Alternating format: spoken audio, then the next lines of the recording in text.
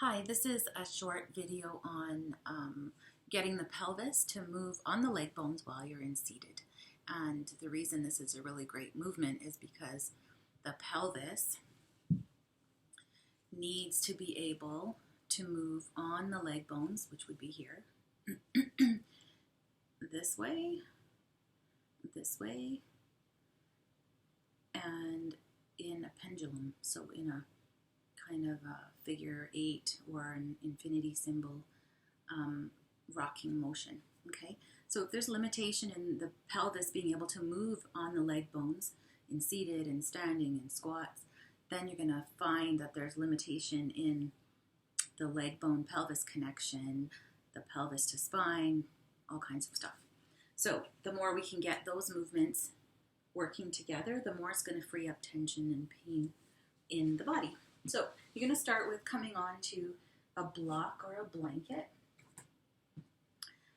sitting up on a block or a blanket. And so the feet are going to be wide apart to wherever that feels comfortable for you.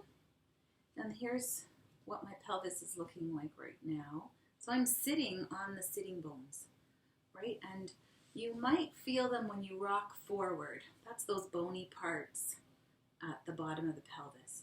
When you rock backward and you tip yourself backward, what's happening is this. You're sitting then more on the tailbone, sacrum, that bone in the back, that hard bone back there.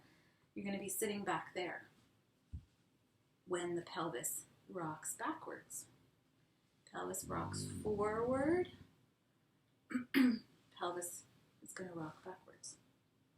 Okay, so this is the movement that I want you to try to find when you're here.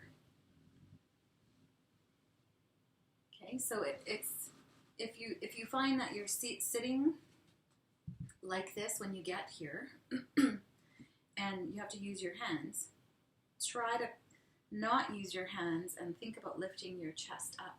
As you lift your chest up, what I want to happen, and maybe you don't think of it as your chest, but as you roll forward, your chest is going to follow, because this is attached to a spine, and as the pelvis comes up, the spine is going to come up as well, and your chest and rib cage are going to lift. Okay, everything kind of comes together. Roll onto the sitting bones, these bones, back. So I want you to play with this movement because this is a really important movement in getting the leg bones to work and be free in the hip joint, and the pelvis to be able to move on the leg bones. Okay, so from front, it's going to look like this. A little bit more. There you go. Okay, so here's my pelvis, my other pelvis. So here's my pelvis, okay?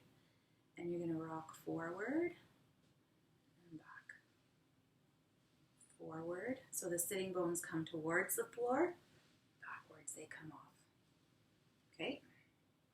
So it's a little movement, but it's a significant one.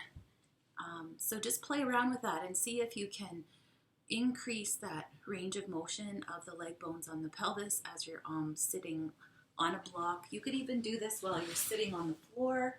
I just find the block kind of gives you some height and some space under the legs so that the legs can move around. So if you have any questions, just let me know. Have fun playing around with that.